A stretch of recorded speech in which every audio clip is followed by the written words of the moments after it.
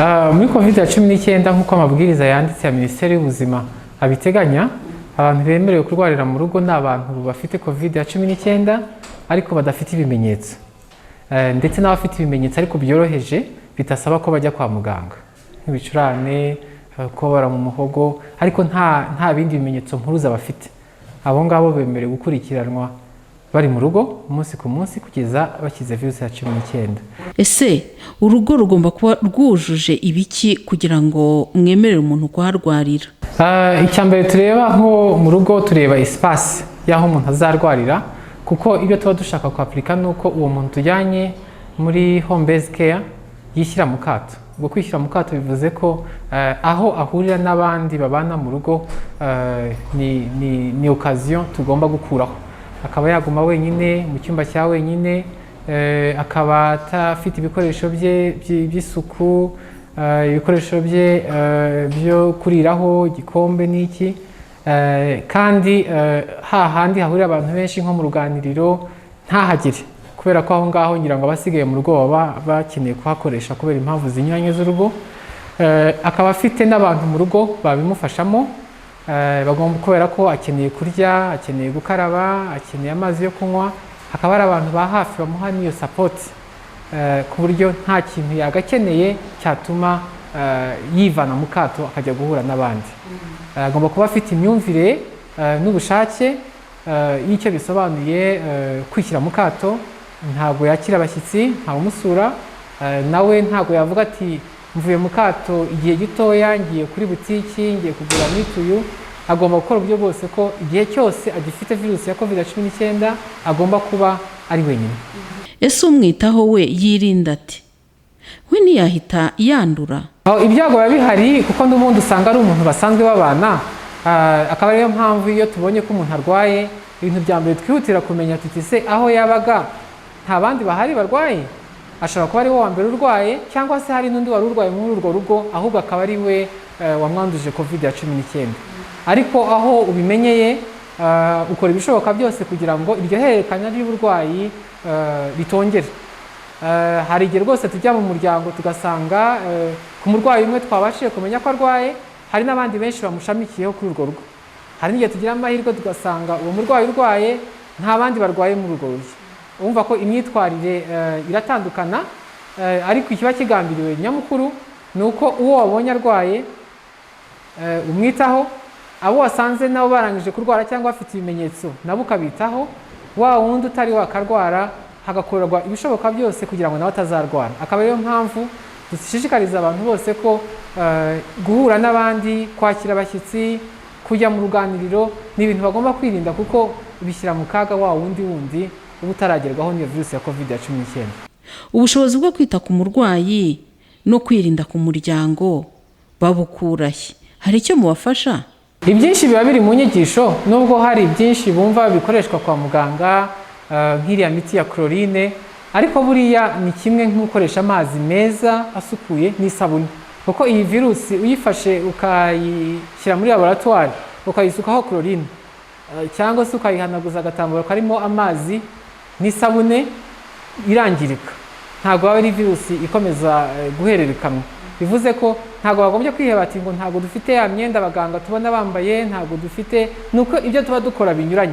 Ariko kugira isuku muri ubwo buryo, gukaraba amazi meza asukuye n'isabune kenshi gashoboka, gusukura n'agatambaro ahantu hose abantu bahurira, haba ku meza, haba imiryango bafungura, byose bigahora bisukurwa kenshi gashoboka n'amazi n'isabune, ya virusi n'ubundi irapfa. Ibyerekeranye n'udupfukamunwa, umurwayi aba dufite nubwo aba ari wenyine, ariko n'abagenda muri urwo rugo cyangwa abamo baba badufite, kuko kugira ngo nta munyarwanda ugisohoka mu rugo agiye ku isoko nta gapfukamunwa yambaye. Tubashishikariza kudukoresha neza noneho, nimba ari igihe cyo kuduhindura kubera ko dushaje, nimba ari igihe cyo kutumesa, bigakorwa neza nta kwirara, kugira ngo hatakomeza kuba hirerekanya rya COVID-19. Ese umuryango ufite inzu nto bakagira ubwogero bumwe, ubwiherero bumwe, babyifatamwo gute ko babusangira n'uwo murwayi wa COVID? Amabwiriza nk'uko yanditse ajyanisha cyane n'imibereho y'umunyarwanda uyu munsi. Abantu ntabwo babayeho kimwe. Hari umuntu umwe uba mu nzu y'umuturirwa, hari abantu benshi bisanga bari mu nzu ntoya. Abantu ntabwo babayeho kimwe. Hari aho usanga bafite umusarane imbere mu nzu no hanze, hari aho usanga bafite uwo hanze gusa cyangwa se bawusangira. Cyane cyane hanze y'umujyi rwose iyo reality irahari. Ahubwo icyo tuganira nabo ni uburyo ki noneho ubwo habonetsemo umurwayi izo commodities rusange ziri bukoreshwe. Umurwayi wa covid yagiye mu bwiherero cyangwa akakoresha douche, mbere y'uko hajya mu ndi igomba gusukurwa, igasukurwa n'amazi meza n'isabune nk'uko nabibabwiye, bakayikorera isuku, bagakoropa, bagahanagura. Ubisukura ubwo nyine nawe agomba kuba yirinze, agomba kuba yambaye ga, agomba kuba yambaye udupfukamunwa. Ngira ngo wenda isuku mbere covid itaraza, umuntu washobora gusanga akoropa mu rugo n'amazi y'ibiziba na torosho, kumva ntacyo bitwaye. Ariko mu gihe cy'icyorezo aho bishoboka abantu bagomba gusukura bambaye ibyabugenewe, harimo ga z'akazi ziriya tukunze kubona na abatravailleurs cyangwa abatravailleuses bambara z'amaboko maremare, ku buryo intoki ze nazo zitijandika cyane, zitijandika muri virusi. Kandi nabwo nubwo aba yambaye ga, ntabwo bivanaho ko iyo arangije imirimo y'isuku agomba nanone gukaraba amazi asukuye n'isabune. Bisaba umwanya ungana ute kugira ngo undi muntu ashobore kujya mu bwiherero cyangwa ubwogero buvuyemo umuntu wa covid? Ahanini tubara iminota 30 avuyemo, n'isuku ya douche cyangwa ya toilette ibaye kandi irangiye, abandi bakaba aribwo bakoresha izo commodities. Iyo umuntu arembeye mu rugo, mutubwiye ko agenda yumva ibimenyetso uko bizamuka, icyo gihe abigenza ate? Hari amabwiriza dufite yanditse ku buryo bworoheye abagenerwabikorwa kumva, ari ku rubuga rwa RBC, abagira inama umunsi ku munsi. Iyo uri mu rugo, ese umunsi urangira ukoze iki? Ese uririrwa uryamye? Ese uririrwa wumva umuziki? So dushishikariza abantu icyambere kumva ibyo bimenyetso uko bigenda bihindagurika uko biyumva, cyane cyane tukabashishikariza kumenya ibimenyetso mpuruza nko guhumeka nabi, kugira umuriro udashira cyangwa se gupineka bya hato na hato. Tukabashishikariza kudahora bicaye, bakora utu exercice dusanzwe tutaruhije aho mu cyumba, ni nko kwinanura bisanzwe kuko umuntu abyuka akinanura.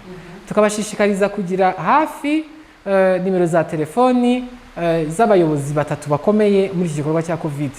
Uwa mbere n'umujyanama w'ubuzima w'uwo mudugudu umurwayi atuyemo. Ngira ngo buri mudugudu tuzi kugira abajyanama b'ubuzima 4. Muri abo 4 buriya hari ufite inshingano zo gukumira. Umunsi ku munsi bakaba bari en contact, akamenya ati yaramutse ate, namubonye ameze ate, umuriro bimeze bite, ibyo byose akabimukorera. Ikindi ni umuyobozi w'isibo. Isibo ngira ngo ni imiryango 15 kugeza kuri 20 ibumbiye hamwe ifite umuyobozi, kugira ngo iyo ngiyo idufashe cyane cyane gukaza ingamba aho hantu habonetse umurwayi, kugira ngo umwe atazaba 2 cyangwa akaba 100. Kuko iyo habonetse umwe ni ikimenyetso kikubwira ko uburwayi hafi aho burahari. Ashobora kuba ari kuri butiki, ashobora kuba ari ku isengero, ashobora kuba ari kuri moto ziparika aho, ashobora kuba ari abantu bahatuye, ashobora kuba ari abanyeshuri, bishobora kuba ubonetse wese. Umuyobozi w'isibo rero icyo akora nk'umuntu ukuriye imiryango ni ukureba ko abo bantu muri iyo miryango arebera, hari ba bantu bafite access gukaraba amazi n'isabune, hari ba bantu bari updated ku mabwiriza duhabwa na Minisiteri y'Ubuzima, hari ba bantu basohoka bambaye udupfukamunwa tudashaje kandi bambaye neza. Ibyo yabikora neza, wa murwayi umwe arakira, ntihagire n'abandi bazaboneka, cyangwa banaboneka ntibibe bya bintu byo kuvuga ngo umudugudu wose warwaye no gufungirwa hamwe. Wa gatatu ni umuyobozi w'umudugudu. Icyo gihe afasha mu bintu bya formalite n'imibereho rusange. Wa muntu udafite ubushobozi bw'ibimutunga, wa muntu warwaye ariko akeneye no kwahirira amatungo, wa muntu warwaye igihe cyo gusarura imyaka kigeze, akaba ari nkaho umubera umuhuza w'uwo muntu n'ibye hanze, ibyakamujyanye hanze. Kuko hari usohoka ati nge nkumbuye isambaza ngiye ku isoko, cyangwa ni igihe cyo gukura ibijumba ntabikura bazabinyibira. Ariko harimo ubuyobozi bw'ibanze, ibyo byose amuha garanti cyangwa sirete ko muri icyo gihe hari kwishyira mu kato kugeza igihe azakira virusi, nta bye byagombye kwangirika. None se ziriya nimero za telefone mwatanze nyuma mukaba muvuze ko batabahamagara, bigenda bite? ntabwo byemewe ko umuntu abahamagara? Uzihamagara ntabwo aba akosheje, kuko ibintu by'amahanahana amakuru ni byiza ko tuyamenya y'ukuri kandi anyuze ahantu hatandukanye. Ntitugere gusa ngo ni umujyanama w'ubuzima uzambwira iby'uriya murwayi, ubibwiwe n'undi ku ruhande cyangwa nyir'ubwite akabikwibwirira, ukaba wabasha kureba ubuziranenge bw'amakuru wahawe n'umwe cyangwa wahawe n'undi, kuko hari ushobora kukubwira uti umurwayi ameze neza kandi wenda atamugezeho. Ibyo twarabibonye aho bamwe mu bajyanama b'ubuzima kubera impamvu zinyuranye, kubera ubwoba, kuko nabo ni abantu, hari abagira ubwoba ati ninjyayo nange nzandura, akaba yagira ubwoba, ariko muri uko kugira ubwoba akavuga ati mfite inshingano nk'umujyanama w'ubuzima wo kumenya ko abantu batuye mu mudugudu bameze neza. Hari bakeya si benshi, ariko n'umwe utukisha bose waduhaga amakuru ataranahageze, kugeza aho wa nyir'ubwite kubera ko azi nimero yihamagara 114. Ariko ngewe umutwe ntukira, umuriro waranyishe, sinkibasha kugenda, sinkibasha kurya. Icyo gihe tuza gufata ayo makuru, nabyise nk'amahirwe, duca ku ruhande tujya muri rwa rugo koko kugira ngo turebe niba ari by'ukuri. Turagenda dusanga umubyeyi koko yararembye ntabasha kugenda. Nyuma tuza kuverifiya dusanga amakuru umujyanama w'ubuzima yari yaduhaye siyo, ariko kubera izo mpamvu z'ubwoba, kutigirira icyizere, ariko byaje kugenda neza. Uwo mubyeyi yari avuye ajyana kwa muganga, ajya kuri oxygene igihe gitoya, nyuma aza gutaha. Iyo mu rugo hamaze kuboneka umurwayi, abandi bapimwa ryari ko baba batemerewe gusohoka? Hari abamara n'igihe batarabona ababapima. Ni ikihe kibazo kiba cyabaye? Ni ryari se mujya kumureba? Icya mbere bagomba kumva iki gipimo ntabwo ari ikintu ukora ngo nubona negatifu uvuge ngo ahwi. Ni igipimo tuba dufashe uwo munsi, aho tukuboneye cyangwa aho tuboneye umuvandimwe wawe urwaye, ariko ntabwo kivanaho ko umunsi ukurikiyeho cyangwa icyumweru gikurikiyeho ushobora kurwara. Bagomba kumva ko igipimo kiza cyunganira ingamba z'ibanze tugomba guhora dushyize imbere. Guhora wambaye agapfukamunwa, guhana intera n'abandi, gukaraba amazi n'isabune, kutajya mu isoko ngo twicucitse, twahora mbese dusa nk'abatatanye igihe cyose. Ibyo noneho twabikora tukongeraho ububasha n'ubushobozi dufite uyu munsi, cyangwa se amahirwe yo kumenya uti wa wundi ufite ibimenyetso ndamupimye, nzi n'abamushamikiye bashobora kuba bafite ibimenyetso, nabo bagapimwa kandi bagapimirwa igihe. Igipimo ntitugishyire imbere, ahubwo ingamba tuzigishyira imbere igihe cyose. Tufite igipimo cyangwa udafite ibipimo, noneho iby'inyongera bakabiharira inzego z'ubuzima zo kumenya tuti umudugudu runaka bariya bafite ibimenyetso tuba tubazi ko raporo turazibona buri munsi, ati bariya bafite ibimenyetso turabohereza kuri iri vuriro, turabohereza kuri iriya vuriro, na logistique zijyanye nabyo, kuko haba ari ukuvuga uti iri vuriro rifite ibikoresho nk'uko mwabibonye, centre de santé zifite zose ibikoresho byo gupima, zifite ubumenyi, zifite abaganga bashobora gufata ibyo bipimo, zifite n'ubushobozi bwo gufata ibyo bipimo byavuyemo bigakusanywa bigatangazwa ku rwego rw'igihugu. Abatarapimwa kandi mu rugo iwabo harimo umurwayi wa COVID, bakwifata gute muri iki gihe muga? Akaba ari nayo mpamvu dushishikariza abantu kwirinda kugira ngo abarwayi badakomeza kuba benshi, kuko hari igihe batubana benshi koko tugasanga muri situation nk'izo ngizo zo kugira abarwayi benshi ariko utabashije gukurikirana.